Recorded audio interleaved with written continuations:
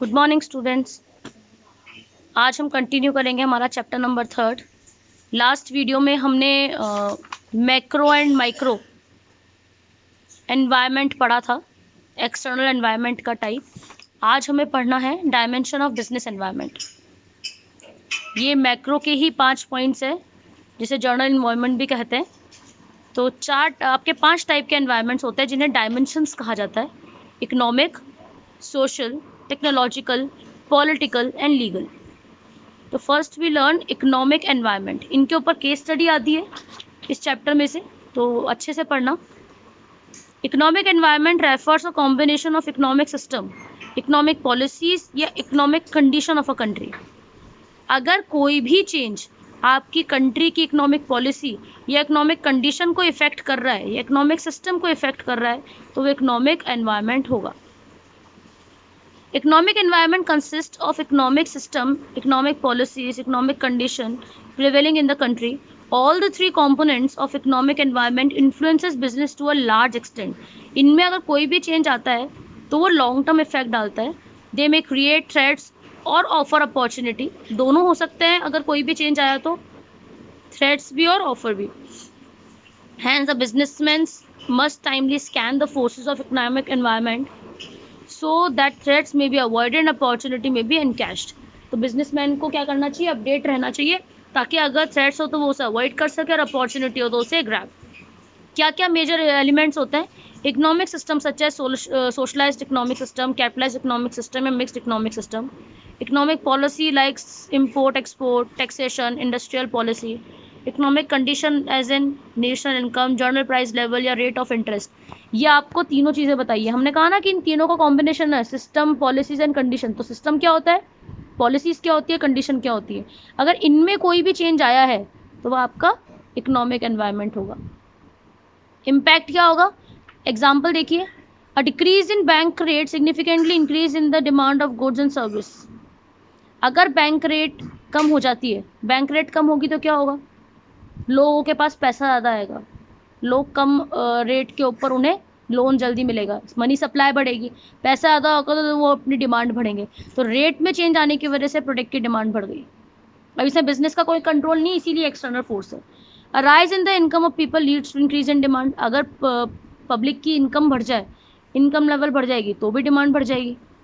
A high inflation rates increases the cost of business. अगर inflation होता है तो हर प्रोडक्ट की कॉस्ट बढ़ती है, तो उसकी वजह से बिजनेस की कॉस्ट भी बढ़ जाएगी।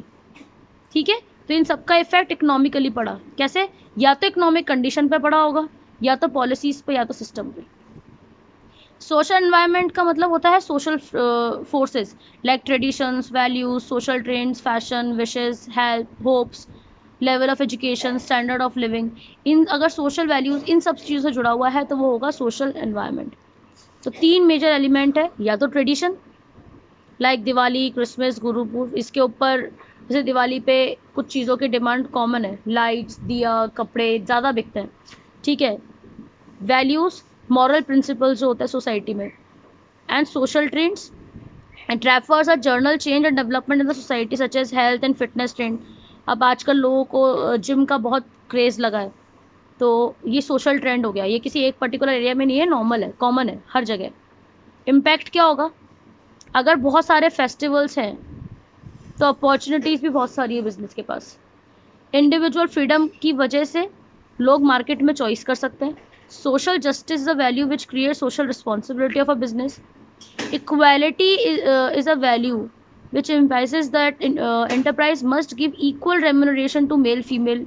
अब इक्वालिटी सिस्टम की वजह से चाहे आदमी काम करे या फीमेल काम करे, दोनों को एक ही काम के सेम अमाउंट मिलना चाहिए। हेल्थ और फिटनेस की वजह से जिम, मिनरल वाटर्स, इनकी डिमांड बढ़ गई। तो सोशल में चेंजेस आने की वजह से बिजनेस भी इफेक्ट होता है।